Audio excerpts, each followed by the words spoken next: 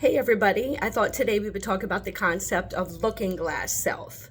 So, for those of you who are not familiar with the term looking glass self, it is a theory that was developed by sociologist Charles Cooley that basically says individuals are developed and grow into our future selves based on how society treats us and our interactions and their perceptions of us.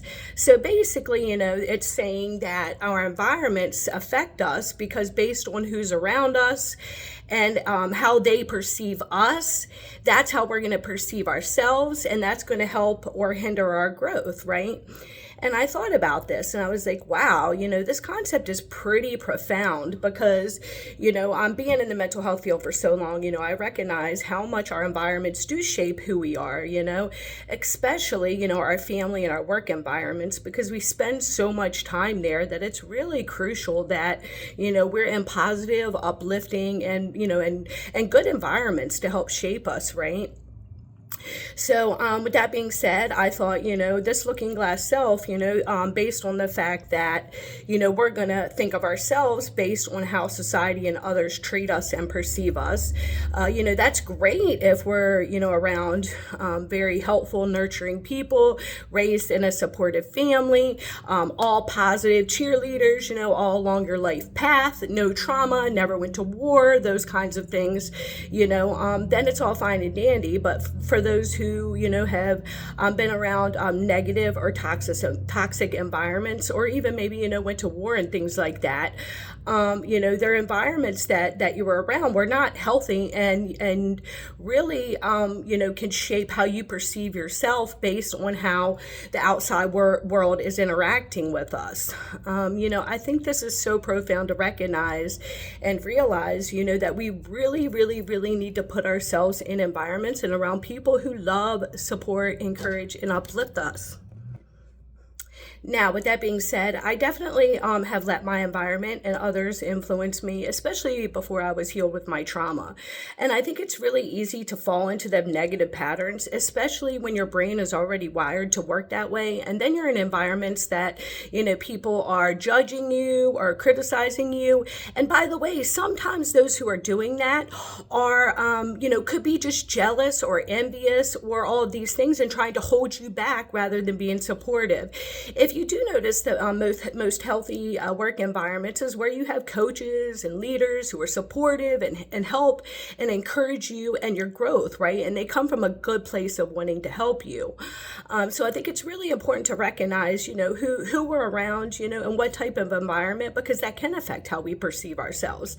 I definitely feel like, I'm one of them people. I do feel like my light is strong enough to go into a room and change 10 negative people into a positive one, because I definitely feel like I have the resilience and the energy to do that. But I also got to realize when I need to be refueled and re-energized, and to be able to go in and do that and hopefully help create support and positive change in the world. But with the same regard, when we think about this looking glass self, we see it in our everyday lives.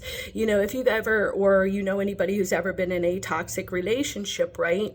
A lot of times the abusers will project negative things onto you, like you're not good enough, you don't do this right, or nobody will ever see the worth, don't do this, don't chase your dreams. And really, if you think about it, that is them trying to alter your self-image in your head based on the looking glass concept.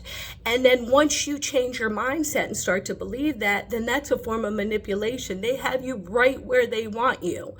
Now, another example that I could give with this would be, I have nothing against this culture or anything like that, but we've seen it. I've seen it on some of the TV shows, growing up Amish and things like that. But the Amish people, right, they shun people. And if we think about it, what is that? So basically, the people didn't live by what they expected them to live by. And so the whole society shuns them. That person gets isolated. They go into their head, and basically they come back a lot of times, I'm begging for mercy and for forgiveness and to be accepted by that society. And, that's fine if that's what they choose and all of that, but they got to be able to recognize, am I being forced into something or to follow rules or to follow a group or a leader that maybe I don't necessarily relate to or agree with? So these are things, that you should ask yourself, are your environments, uplifting and things like that? I know I've been blessed to have some of the best leaders, bosses, mentors, teachers, professors, and coworkers that have become to be lifelong friends. So I definitely feel like, my credit comes from them. They've taught me, they've supported me. But you also, have to realize if you're not in those types of environments, be real and recognize that. Start setting boundaries, and maybe if that doesn't work, maybe you want to consider getting out of those situations that could be toxic or harmful.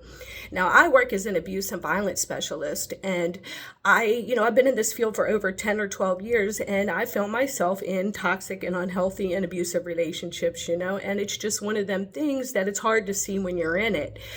But one thing's for sure, a healthy relationship will never cut you down. They may criticize you in a supportive, caring, nurturing way, but you will never question the intention behind that. And that's one thing I can lucky to say that my bosses and coworkers and friends and family, are this way. And I'm very blessed in that sense.